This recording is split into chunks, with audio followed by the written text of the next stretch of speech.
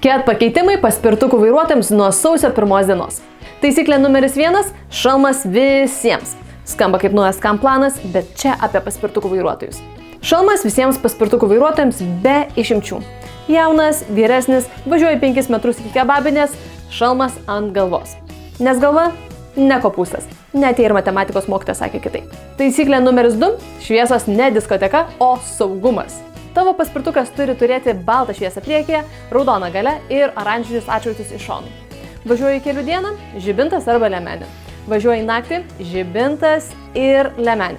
Na ir savame suprantama šalmas. Žodžiu, pilnas statybininko komplektas. O jei nuomojasi paspirtuką? Surprise, surprise! Nuo šiol nuomotojas privalo tau duoti šalmą. Taip. Saugumas nuo šiol ne tik tavo, bet ir bolto reikalas. Kodėl to reikia? Nes traumų daugėja. Ir čia ne bairis. Bairis, kad psichologinių traumų daugės važinėjančių taip apsirengus. Bet jei nori išsaugoti galvą, jau dabar įsigyk sertifikuotą šalmą, šviesą atspindinčią liemenę ir pasitikrink paspirtuko šviesas. O jei nori sužinoti daugiau kelių eismo taisyklių, užsuk į ketklase.lt, kur esu sukūrus įvairių video ir ne video kursų, kurie padės tau tapti puikiu vairuotoju. Beje, šios taisyklės galioja ne tik elektrinių paspirtukų, bet ir visų elektrinių mikrojudumo transporto priemonių vairuotojams. Tai yra elektrinių riedlenčių, riedžių, vienračių ir visų kitų 21 amžiaus išradimų vairuotojams.